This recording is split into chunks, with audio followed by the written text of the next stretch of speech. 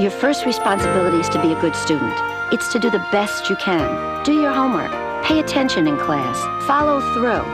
My kids learn that hard work and discipline can really pay off. In fact, math SAT scores for New Jersey's public school students have risen by twice the national average. And New Jersey ranks first in the nation for high schools offering advanced courses for college credit. New Jersey's public schools, working, achieving, improving. The overall goal of TV 34 really is to keep the community informed about what's going on in Livingston, and to do that through the involvement of as many people as possible. This is about teaching kids about being kids. It's about bringing that kid out of you that high school students often try to suppress because they don't think it's cool to get up and do cheers or to do energizers or to laugh or to cry. A lot of times they think they have to be adults when they're not adults yet. They're still kids, and bringing that inner child out is what we're all about. These stories and more this week on Classroom Close-Up New Jersey. The closer you look, the more you can see. Classroom Close-Up New Jersey. Classroom Close-Up. We're showing our pride and we're speaking up. Classroom Close-Up. Hi, I'm Michael Johnson, host of Classroom Close-Up New Jersey. On today's show, we will meet Monica Lewis, the New Jersey State Teacher of the Year. We will also take a look at an innovative program where kindergarten students work with fourth graders to write plays about the industrious ant. But first, let's go to Livingston, where high school students are producing cable TV programming for their community.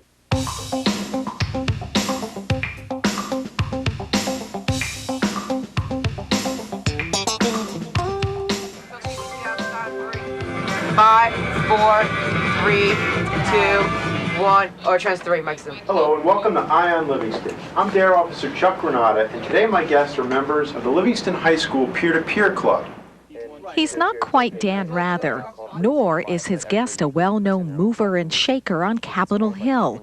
But to these students and community members of Livingston, New Jersey, the show, Ion Livingston, is one of the hottest programs on cable television. Well, no.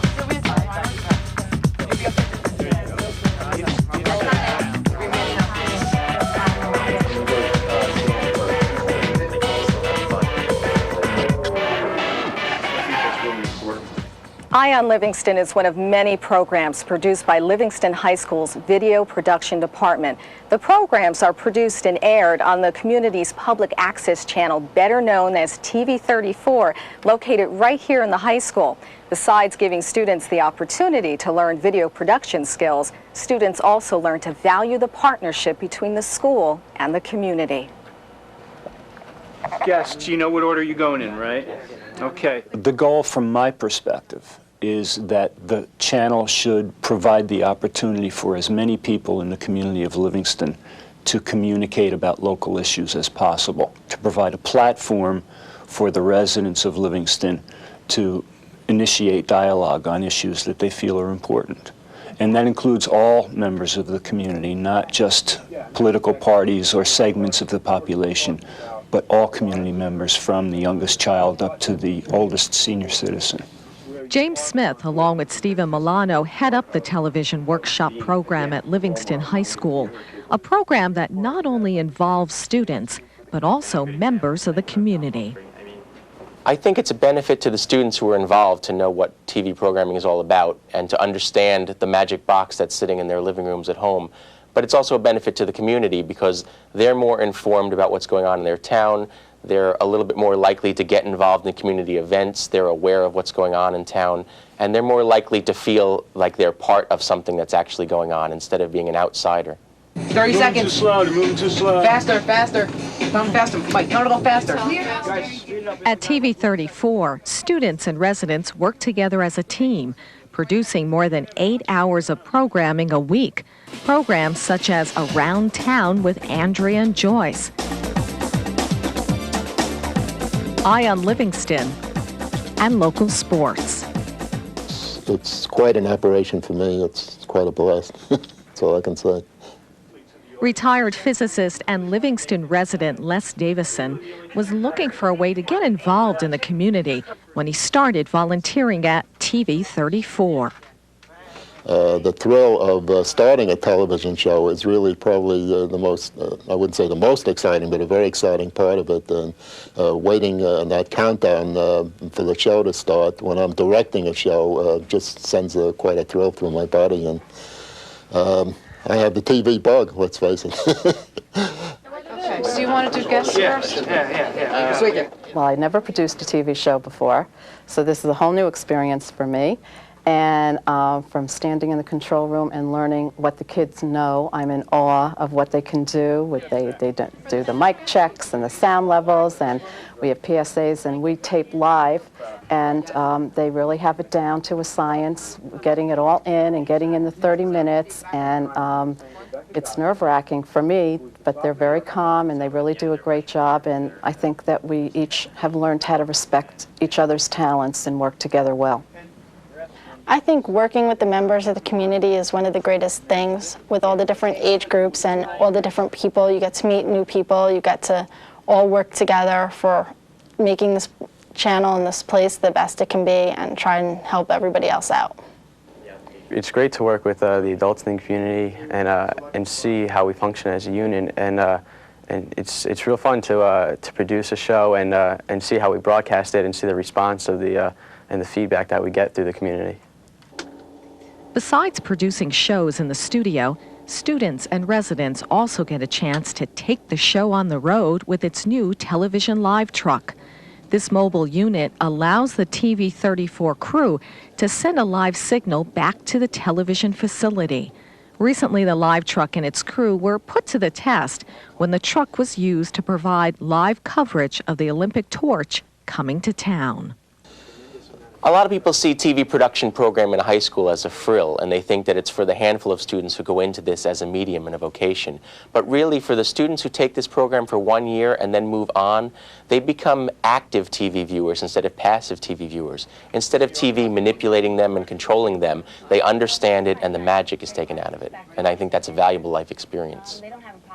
I think it's important that public education demonstrate to the public, who it depends upon, its ability to succeed, its ability to turn out students with the finest, with the best examples of education and learning. I think here at Livingston High School TV Studio, we are able to do that through the programs that we produce for TV 34 Public Access, Livingston, New Jersey. Right on the money. Nice, you were great. Nice job. Excellent job. Wow. Yes. Very good. Tell everybody on the floor.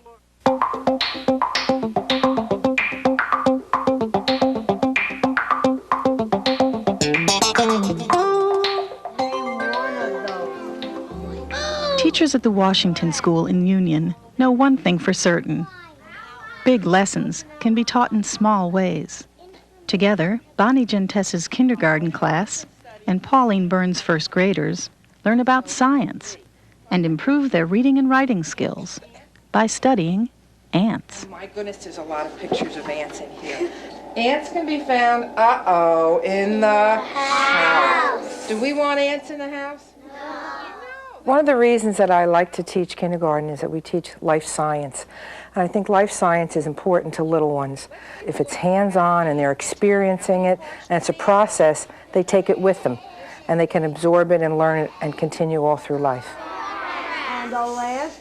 Abdomen. All right, how many legs does an ant have, everyone? 6 legs. All 6 legs must come out of what part? The thorax. So when we make our clay ants, make sure you put your ant legs out of the thorax. All the facts these students learn are reinforced by numerous hands-on activities, including modeling ants in clay and then painting them. But the lesson doesn't end here. For the first graders in particular, these ant facts are used as a springboard for developing language arts skills. One of our main objectives in kindergarten is for the children to have a sound basis of their letters and sounds before going into first grade. And by working with first graders who are just a little bit older than them, they're basically their peers, they can see how they have succeeded in learning to read. And that can become a very realistic goal for them to work towards. We're so proud of them, aren't you, Mrs. Gentes? I think everyone should raise their right hand. Give yourself a pat on the back. Not only do the first graders read, they've also begun to write. With the help of fourth graders, several students have already written their own plays. The characters? Ants, of course. In order to get the children set to be able to have some kind of dialogue with the fourth graders, I said to them, pretend that you're having a friend come to your house and you're going to be talking to one another, pretending to be an ant. I'm buying leaf pizza for lunch. A fly sandwich. A grasshopper burger. I have peanut butter and butterflies.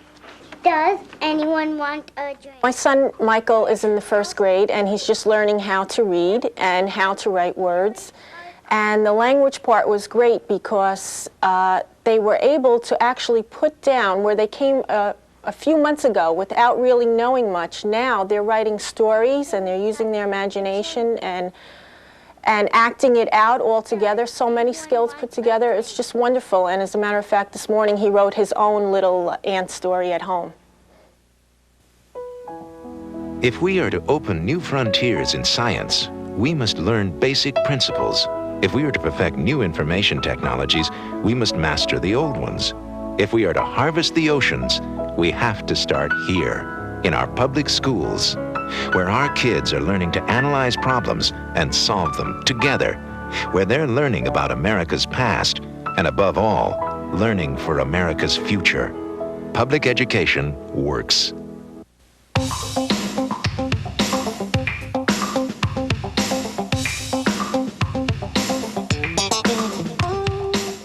Joining me today is Monica Lewis.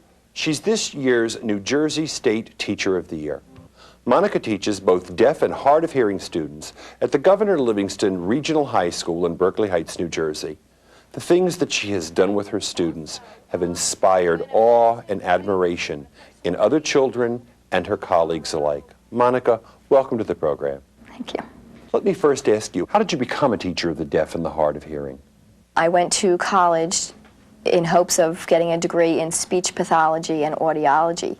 I took, quite by accident, an elective. I took American Sign Language as an elective, and I just absolutely fell in love with the language and with the deaf culture. And as I investigated and researched more about deafness and deaf culture, I found, that was truly where I wanted to go and the career that I wanted to pursue. Monica, how's your classroom different from other classrooms that we might visit in this high school? And then again, how is it the same? My classroom is set up in a semicircle in order to facilitate communication so that the students and that I can make the most out of our day and have the most productivity. We need to be able to see each other. We're using sign language. The students are using their residual hearing, their speech reading skills. So it's very important that we have that face-to-face kind of connection. Yeah. Because the students are visual learners and they're watching me sign, they truly have to give me their complete attention. And to ask someone, especially an adolescent, to stare at you, for 42 minutes, that takes a great deal of concentration. So I try to vary the activities, have them do some of the teaching, have them do some work at their seats, have them get up, come to the overhead. It's just a variety to keep their interest and still have some academic learning. In that way, my classroom is set up maybe a little differently than a typical classroom. I have a smaller number of students because the students have varied and very specific needs that have to be met. But other than that, it's a very typical high school setting. I understand that children that come to your classroom are actually coming from all over the state. How do they get here? Where do they come from? Governor Livingston has a specific program for deaf and hard of hearing students. So we attract students from all over the state. If the deaf students did not come to our program, they would go to their own district and maybe be the only deaf or hard of hearing student. So the services, their needs truly wouldn't be met. So they come here. We have a speech language pathologist in our program.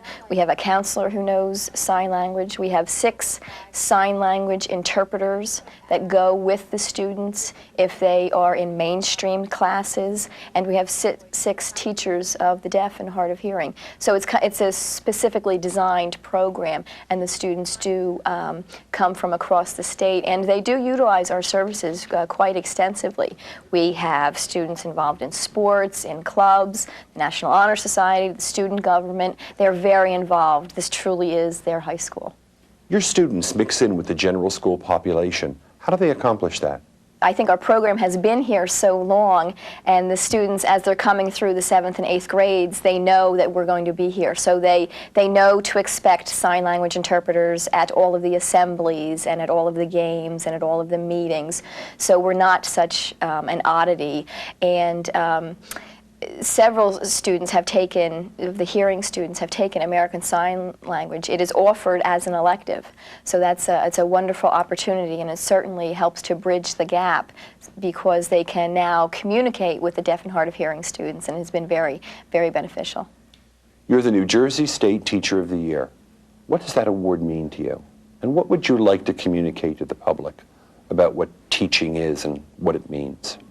Being named New Jersey State Teacher of the Year is certainly a tremendous honor, and it's been a very exciting year. So many things have unfolded and opportunities have been available to me. I get to go to many other schools and visit other districts and go to conventions, so it's been wonderful.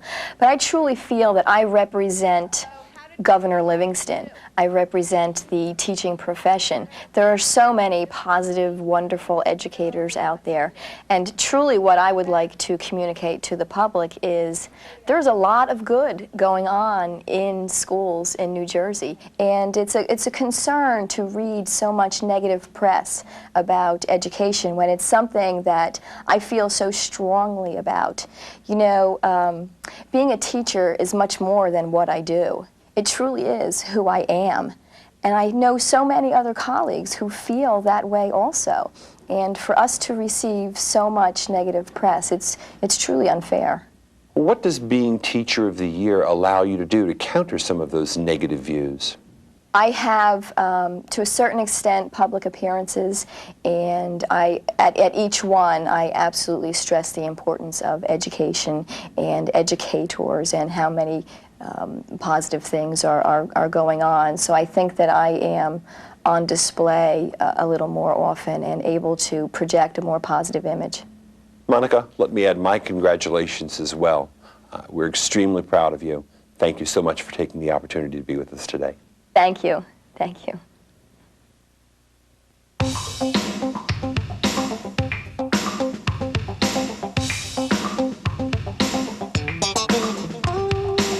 I wanted to find a solution for the drug problem. That was my real mission, to go and find out what I could do about this drug world. And I've come to grips to understand I may never be able to resolve that problem alone, but I could chip away at it. I don't have to sit here and not do anything about it. I don't have to sit here and watch children destroy themselves. I don't have to sit here and watch children feel unhealthy and think that the only path to go is that path. The passion you are hearing in Minnie Hiller's voice is evident in her work as a substance abuse prevention coordinator in Passaic and as a volunteer advisor to a teen leadership program called TIGS. Her commitment extends from weekly after-school meetings to week-long summer training programs, with the goal of helping students take positive action in their communities, become role models, and stay drug and alcohol free. You know, you're the best here, right? Yeah. Do you have to be a winner there? Because where are you a winner at, Sal? Here! All right! All right. Okay, Latasha? Okay. A lot of people in our community have problems, just like everywhere else. And a lot of the times, people feel that using a chemical such as drugs or alcohol is the answer to their problem. But sometimes coming to a group like this where people give you support, you know, is a easier solution to the problem and a better solution than relying on a chemical. TIG stands for the Teen Institute of the Garden State, and it's a wellness and leadership program for New Jersey students. TIGS got started with an idea that we wanted to take the high on life concept. We wanted to take the say no message beyond just saying no, but provide students with alternatives and giving them equipment to deal with life issues other than just saying no. Through intensive summer training, the TIGS participants learned communication and teamwork. They build trust and develop strategies for solving the problems they feel are adversely affecting their communities. Back at school, with the support of their advisor and each other, they work very hard and have a lot of fun, too. Yeah, what's up, Jay? Instead of a circle, we can put it in a stop sign. Oh, We have several activities that we're working on, but our major activity that we're working on right now is to stop the selling of cigarettes to minors. This was a decision made when we went away to TIGS camp. We brainstormed what's going on in town, what do we need to work on, and right now they felt the cigarette sales and the poor publicity and the billboards that we have in our town is just horrendous. The people that benefit from TIGS most, I think, are of course, the participants themselves, our school at large, and our community, because TIGS is not an organization that just exists in Passaic High School, but it exists in the community at large. Many of their activities, many of their initiatives are taken into the community. I think it's important for our community to see our students not only saying, but doing those things and living their slogan, their motto, high on life. Ready? We are Passaic! Passaic! Oh, we are Passaic! Passaic! We have cheers that we do in order to bring the natural high up, that level of energy. Because when people come in at 5 o'clock, they've had a busy day already. But we need to get that energy going, because that high level of energy is so important. It's what keeps us going. Chicka-boom, chicka-boom, chicka-boom. And down, chicka-boom, chicka-boom, chicka-boom. To the left, chicka-boom, chicka-boom, chicka-boom. To the right, chicka-boom, chicka-boom, chicka-boom. A lot of our students come from environments that aren't too positive, but it's up to them to seek it. And through TIGS, they can find that support through other students throughout the state, through the TIGS office, and also through their advisor. The basic reason why I'm in TIGS is because it's like TIGS gives you confidence. We're like a family here, and it's almost like there's so much drugs out there, so much violence, and there's so much pressure and stress that when you come to TIGS, it's like you feel like it's okay, that they're going to accept you no matter how you are or what's bothering you. They'll be there to help you out. It's almost like a support system. I want people to know that this is a place that you can come and you can find yourself, because that's one problem. I think that's why teenagers mess up. That's why girls are pregnant. That's why guys are doing drugs, because they don't know themselves. They don't know where to turn. They don't know who they are. So when you don't know who you are, you don't care about yourself. So you waste yourself, you waste your life, you waste everything about you. But see, when you know you have a family, when you know you have friends, when you know you have Miss Hiller, that makes you say, hey, Christina, don't do that. Hey, Christina, you got to do better. It's okay to laugh. Children have forgot to laugh. They lose that smile that they had when they were little. These children have that smile. And yes, there are times we have to bring it back alive. Because with today's problems, many times tears come. But the idea is to learn how to revamp that smile again. For me, this is what it's all about. I mean, just sitting and talking and hearing people say how much of a difference that we made in their lives. I mean, I've been here for 4 years, and all these people really have come after me, and you don't know the joy I feel inside knowing that I contributed to this, to making people feel this good.